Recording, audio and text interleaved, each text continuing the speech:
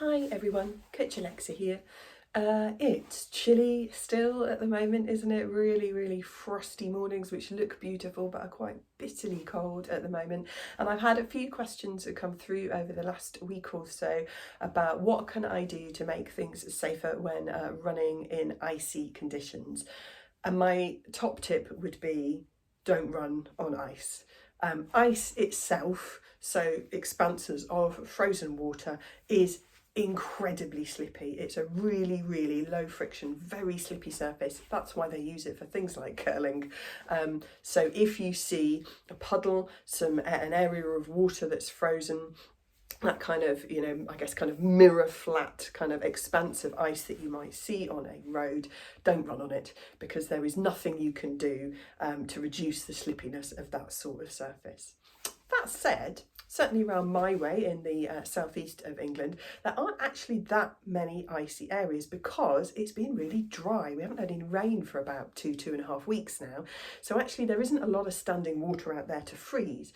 What is on the surface though is still the remains of a light dusting of snow. And sometimes when we've had snow, that can melt during the day and then refreeze at night. So that's something to look out for. And the other one is really quite a lot of frost. So we get this kind of frostiness crossing over roads, pavements, out into parks, on the grass and on the trails.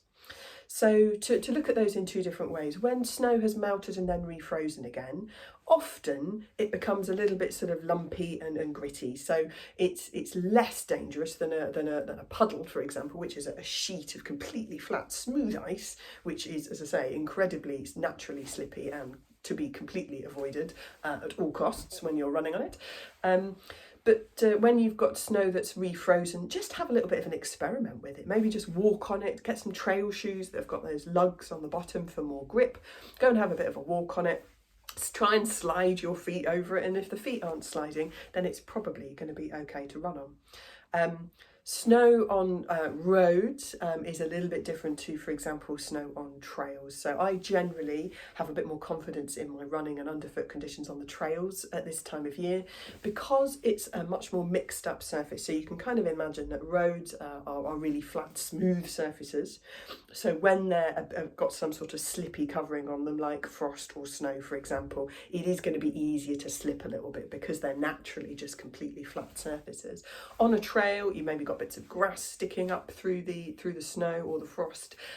You've got a bit more natural undulation, sort of muddiness, chunks of stuff and things that basically, if you're wearing trail shoes, your shoes have got stuff to grip onto still on the trails, even if it's covered with a small amount of snow or frost.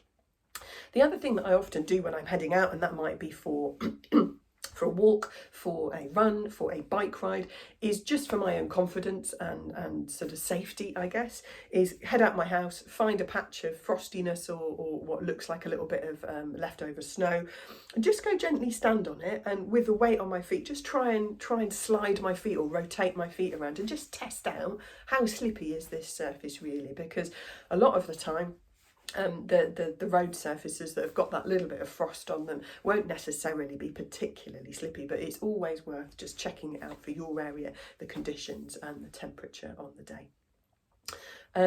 But yeah, just as a final recap, ice itself, particularly if it's like a frozen puddle or on a road, so you can see an expanse of frozen flat ice on the surface, an absolute no-go. It is naturally a very low friction, very slippy surface and is best to avoid at all times.